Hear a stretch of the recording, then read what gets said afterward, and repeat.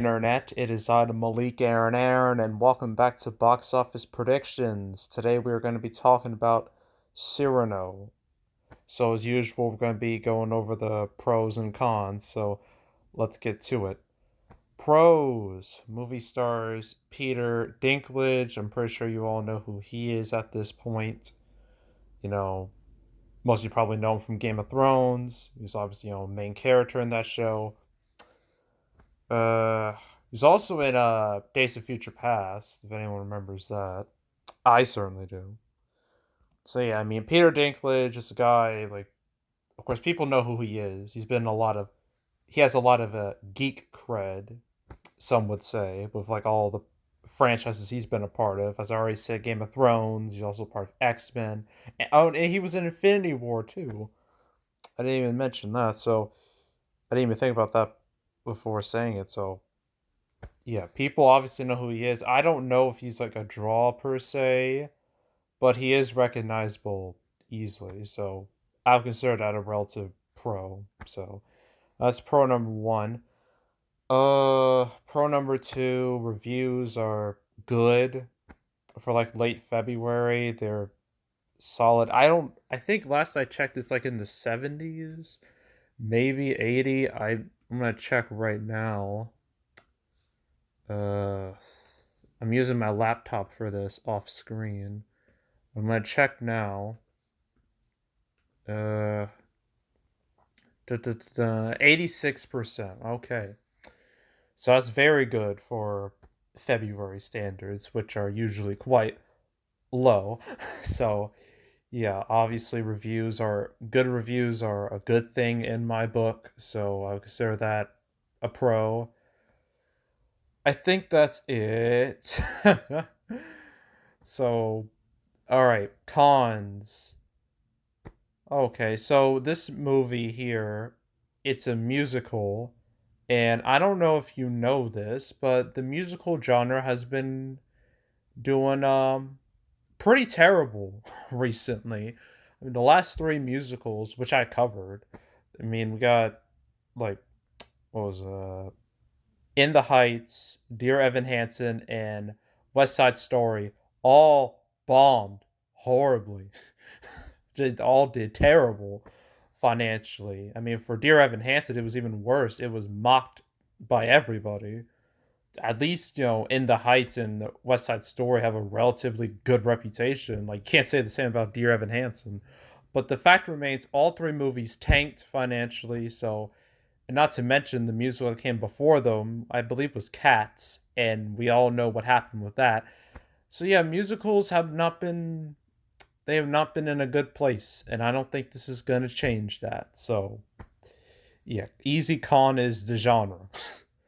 So that's con number one. Con number two, lack of theaters. It's only in like less than 800 theaters, which is super low, and that means like barely anyone's going to watch it. I mean, I guess was it oh yeah, what was it? Licorice Pizza. There we go.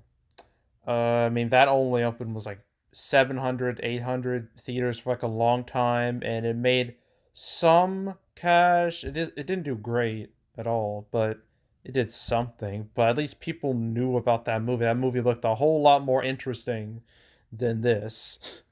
So yeah, that's I think the lack of theaters is gonna do more harm than good. So I consider that a con. So that's con number two. Con number three, this movie is very Oscar baity, and that can be a bad thing because usually with these Oscar bait movies, people only watch them if they actually look interesting. If there's something else to it that will draw people in. Like say Dune last year. Dune. Some would argue that was a very Oscar baity movie from like who they cast and how the movie was, how it looked and everything, how it was directed and all that. But want to know why people saw Dune? It's because it's a sci-fi movie based off of a very famous novel, and it's a movie people looked forward to for a long time. And yeah, and it looked again hell a lot more interesting than this. Like this is essentially just feels like a period piece, more or less. And yeah, like there's nothing that make people watch the movie or like get them to watch the movie. It's not even like Dune with its impressive visuals, or you have to watch it on the big screen. You couldn't watch it on HBO Max. You have to watch it on the big screen to get, all the impact. This doesn't have that. So yeah, lack of an oomph, lack of a reason to watch it is an easy con. And yeah, so because it's the bad type of Oscar baity movie, so I consider that a con. Another con, ads. I haven't seen too many. I think I've seen a few, but obviously not a whole lot in the grand scheme of things. I've been seeing a nonstop ads for the Batman for the past few weeks, and for this I've seen nothing. So I don't know where those ads went, but yeah, like there's a lack of hype, lack of real attention to this movie because people's minds are obviously on other things that it's screwed. I'll mention obviously a lot of people's minds are on what's happening with Russia and Ukraine right now because it's just a really fucked situation going on over there. So this movie's gonna feel like an afterthought to a lot of people. They're gonna be thinking about a whole bunch of other things besides this. So yeah, I guess lack of general attention because all the attention is going elsewhere. I consider that a con. This lack of general attention. Um, what else can I say? And also the fact that the biggest publicity this movie really got, I think it revolved around Peter Dinklage. I think when Disney were doing another Snow White and the Seven Dwarfs movie because we need another one, apparently. At least someone does. And he got like really pissy about it. I don't know the whole situation, but yeah, that was probably the biggest publicity this movie ever got was for another movie, which should really tell you a lot. So yeah, I wanted to mention that. Um I think that's it. I can't think of anything else. Yeah, I think that's it. So opening weekend.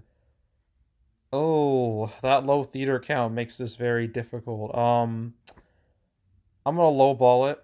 I'm gonna say between $1 to $2 million opening weekend, and then its total will be like 3 to 4 or 5. I guess. I mean, yeah, that's what I think. I don't think I'm not. I don't think it's gonna be a strong performer on it, obviously. So yeah, yeah, that's it for Cyrano. Cyrano. I don't even care how to say it. Okay, so that's that. We got another movie to talk about this weekend, Studio 666, and that's the end of February. The next week, the big one, The Batman. I think we're all looking forward to that one. So stay tuned for that. But yeah, anywho, yeah, that's it. That's all. Make sure to subscribe, like this video, leave a comment, turn on notifications, share the whole drill.